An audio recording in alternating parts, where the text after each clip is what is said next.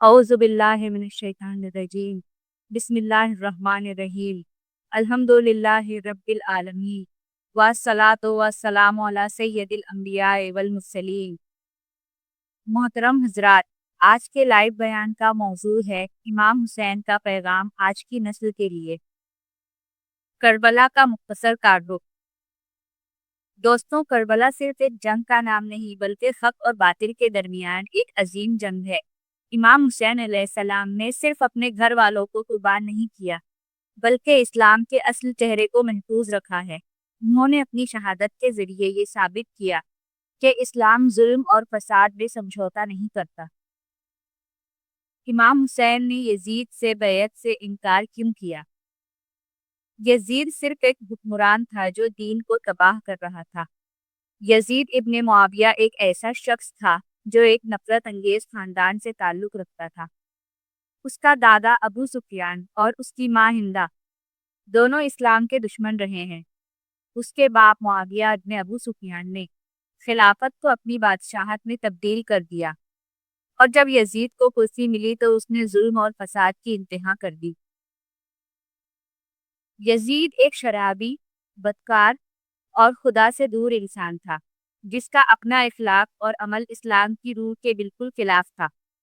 اس نے قوالی اور شراب کی محفلوں کو عام کیا، قصروں میں گناہوں کی بزم سجائی اور دین کو صرف ایک نام بنا کر رکھ دیا۔ اس نے حکومت سنبھالتے ہی اپنے غلام کو مدینہ بھیجا تاکہ امام حسین سے زبردستی بیعت لی جائے، مگر امام حسین علیہ السلام نے فرمایا، میرے جیسا شخص یزید جیسے بدکار سے کبھی بھی بیعت نہیں کر سکتا۔ یزید کا ظلم صرف کربلا تک محدود نہیں تھا، اس نے کربلا میں امام حسین علیہ السلام اور ان کی اولاد اور اصحاب کو شہید کروایا۔ اس کے لشکر نے پیاسے بچوں تک کا پانی بند کر دیا اور امام حسین علیہ السلام کے جسم کو شہادت کے بعد بھی نیست و نابود کرنے کی کوشش کی۔ کربلا کے بعد بھی یزید نے بہت سے ظلم کیے۔ اس کے لشکر نے مدینہ پر حملہ کر کے اندر گھس کر غیرت لوٹی، خون بہایا اور مسجد نبوی کی حرمت کو پامال کیا۔ اس کے بعد مکہ پر حملہ کرنے کے لیے لشکر بھیجا جہاں کعبہ پر منجنیقوں سے پتھر برسائے گئے اور اللہ کے گھر کو جلایا گیا۔ یہی ہے یزید کا اصل چہرہ، ایک ایسا دشمن جو اپنی حکومت کے لیے دین، انسانیت اور حرمت سب کچھ قربان کر گیا، اور اسی ظلم کے خلاف امام حسین علیہ السلام نے اپنی قربانی دی تاکہ نسل یہ سمجھ سکے کہ حق اور باطل میں کیا فرق ہے۔ کربلا کا پیغام یہ ہے کہ اگر حق کی رکشا کرنی ہو تو جان دینا آسان ہے، لیکن باطل کے سامنے سر جھکانا کبھی قبول نہیں۔ امام حسین علیہ السلام نے فرمایا، میں اس لیے گھر سے نکلا ہوں کہ اپنے نانا کے دین کو بچا سکوں۔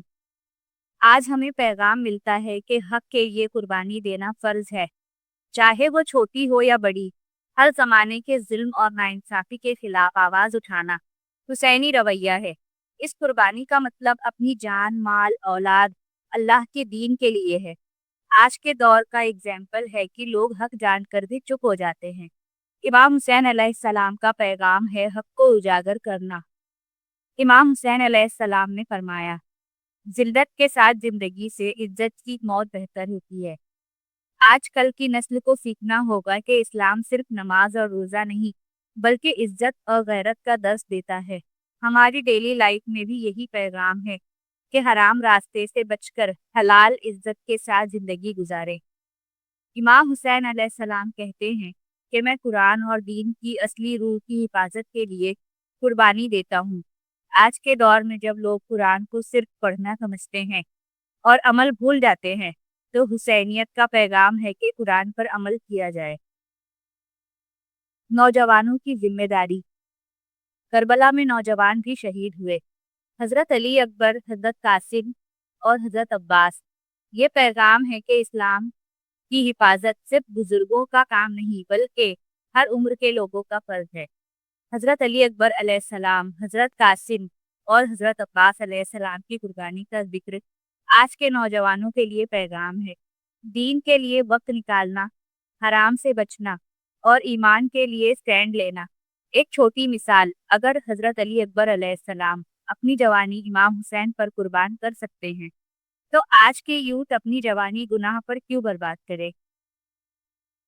محترم حضرات، کربلا کا پیغام ہمیشہ زندہ ہے۔ ہر ایک مسلمان کے لیے امام حسین علیہ السلام کا یہی پیغام ہے۔ حق پر قائم رہو، ذلت کبھی قبول نہ کرو، قرآن کو اپنی زندگی میں لاگو کرو اور اپنے ایمان کو اپنی نسلوں تک پہنچاؤ۔ اللہ ہم سب کو امام حسین کے پیغام پر عمل کرنے کی توفیق عطا کرے۔ والسلام علیکم ورحمۃ اللہ وبرکاتہ۔